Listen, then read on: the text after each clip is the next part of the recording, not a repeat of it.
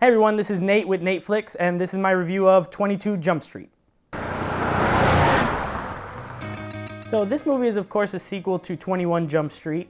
Same directors as that movie, which also, they directed Cloudy with a Chance of Meatballs, Lego Movie, so they have two kids movies, and then they directed two R-rated comedies, 21 Jump Street, now 22 Jump Street. I think it's an interesting kind of mix of movies, you know, for two guys to direct, but this movie is very funny.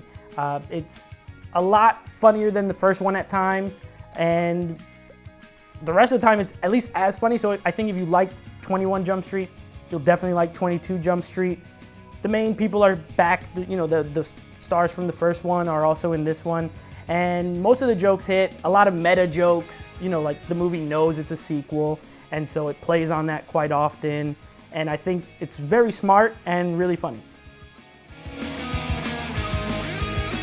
Now, for this movie, they were able to bring back the main stars. Of course, Jonah Hill and Channing Tatum are both back, as well as Ice Cube, who was their guy in charge of their operation for the first movie.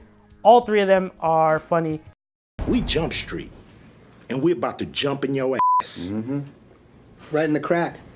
In particular, actually, I think Ice Cube is much funnier in this one than he was in the first one. One scene that he has where he finds something out in the movie, I won't spoil it for you, but I mean, I was crying, laughing almost. It's hilarious. Channing Tatum also, I think, is really good. I kind of hate him in almost every other kind of movie except comedy, but I do think he's really funny. And in this movie, he's again really funny. And Jonah Hill is Jonah Hill. I mean, he's kind of the same as he is in the first movie, whereas the other two get more funny parts. I think he just kind of stays where he's always been, which he's good, he's funny. Everyone else in the movie is funny. There's a lot of cameos toward the end that I won't spoil here either, but they're pretty funny. And I think everyone did a really good job.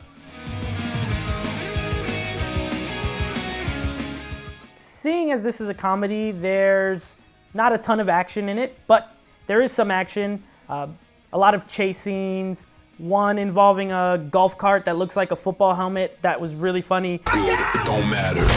And the funny thing is that the action scenes are actually really humorous, so they do a good job of, while having action, also keeping it, you know, it's a comedy, so it never gets too serious. So I think they really did a good job, but I mean, don't go in looking for a lot of action because you're not going to get it. It's 2 or 3 scenes, and they're mostly played for laughs. As far as what sucked, my popcorn didn't suck this time because I didn't have any popcorn. The theater itself was good, except the speakers were a little bit low. That sucks. You need to turn the volume up. Besides that, the movie, the only thing I would say that sucked was I think the length was a bit too much. It does lose a little bit of steam toward the end, and you know, in a comedy, when it starts to not be funny, it could be a little bit tedious, but that would be my only minor complaint. It was a little bit too long. So just to wrap it up, I liked the movie. I thought it was good. I thought it was funny. Definitely, if you like the first one, you'll like this one. It's as good or better than the first one. So if you liked it, you'll like it. If you didn't, you probably won't. I'm going to score it 8 small football carts out of 10.